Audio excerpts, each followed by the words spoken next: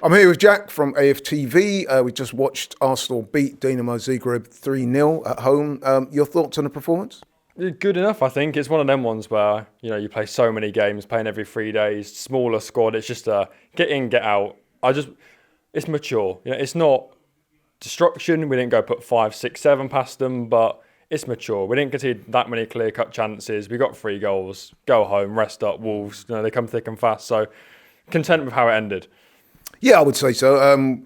Although you got a goal up after 2 minutes, Declan Rice's really well taken goal, and you're thinking, right, we're going to really go on and smash this team. We know that they got put to the sword by Bayern.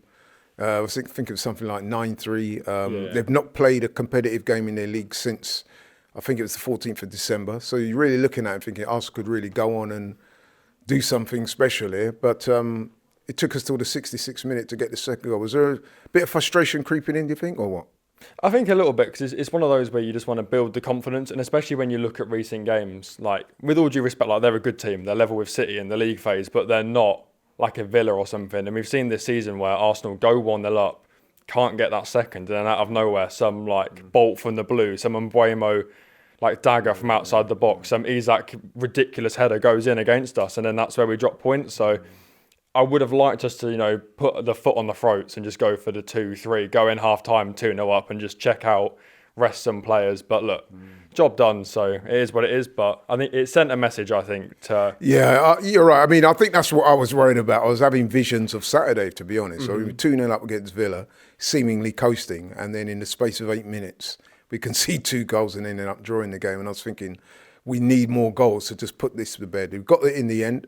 In terms of Champions League qualification, looking good, yeah? Yeah, I think third in the table. I think Girona are, 31st now, who we've got away next week, so I'd expect us to win that. And then, nice passage through. We don't have to play them extra 2 games, which is nice. Gives us a little bit more of a break than someone like a City will have, that look like if they do get through, they're going to have to play that playoff. So happy with how it's gone. I don't think you can complain about overall. I think we've not conceded from open play at all. It's like a penalty and a set piece or something. So happy with it so far, yeah. Yeah, certainly our European performances seem to be quite good. So there's no complaints here at all. Who impressed you today in terms of Arsenal players?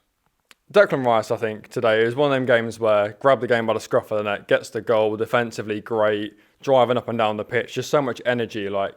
He's the captain without being the captain, if that makes sense. Maybe he doesn't do the team talks in the dressing room. He doesn't do all this pre-match stuff, but on the pitch, the guy that everyone looks to be an example for tempo, for energy, for attitude. He's the guy. He's the captain without being captain. Yeah, absolutely. And I would agree with that to a certain degree. The captain, Martin Odegaard got a goal today. Personally, I was pleased to see that. He's one of my favourite players. He's not been through the best form recently, so it was nice to see him get a goal today, yeah? Yeah, I think it's good for him for a bit of confidence. I mean, we were saying the only other one he's got was the penalty at West Ham. Yeah. So it's one of them ones where he had the injury, then he had the illness, so you sort of cut him some slack for a while, but it's now at the point where you need to start stepping up, business end of the season coming. So hopefully this is something that he can build on from. But I think tonight just showed that no matter how good he plays, you need players in front of him. You need forwards. I think tonight was pretty clear. Yeah, you're right. And a word for your mate, Kai Havertz. I know you're a big fan of him. He got a goal and an assist today, but some people were saying he still wasn't quite at it. Now, what do you think? I think you summed it up perfectly in the watch along. You can tell sometimes when he gets the ball that it's going to be a touch and a cut inside. He's not going to finish. We still need that killer. I think there's a lot of Arsenal fans that like to be on one side or the other of Havertz. You love him or you hate him, but it can be true that he's a decent player and has good games, and we can all love him.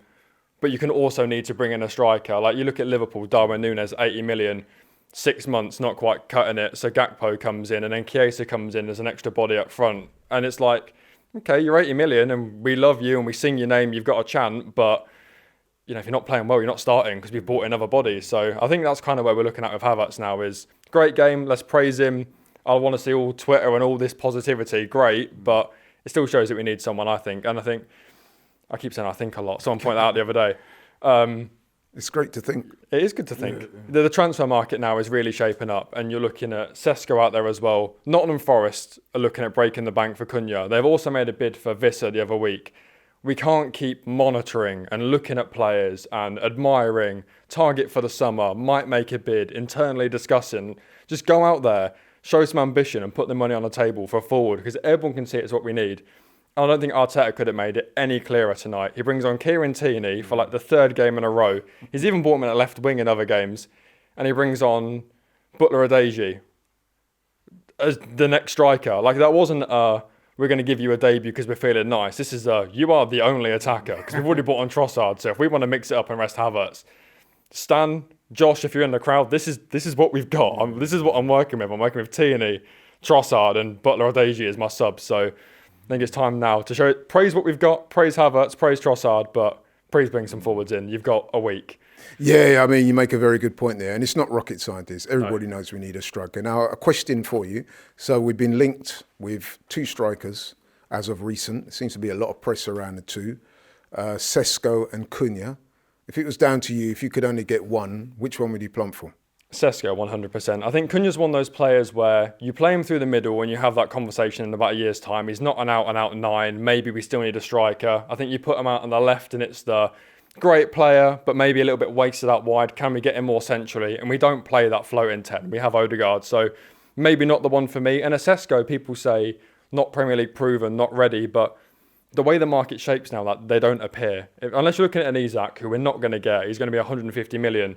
They're not really out there. You've got to take a gamble on someone. And you look a couple of years ago at Isak, Arsenal fans were looking and saying, oh, he's at Sociedad and, you know, his goal numbers haven't been great this season, so we won't take the gamble for 60 million. And now someone took the gamble and now we're looking at 150 million. So for me, that's what Sesko is. He's the numbers are good, not Prem proven, but the way the market is now, those world-class strikers aren't about to buy. You have to get that level below, build them up. And I think he's the one. I think if we don't get him this January or this summer, he goes like a Bayern Munich, 2 years' time, we're back again and it's, we'll want 150 million now. It'll be Isak all over again, in my opinion.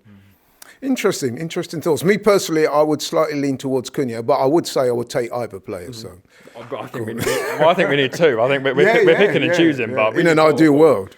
Yeah, we need multiple forwards. I think striker, left winger, desperately needed. If Jorginho and Partey leave, there's a 6 that we need. Probably an 8 if Moreno doesn't cut it. So there's work to be done. So let's get it done. Yeah.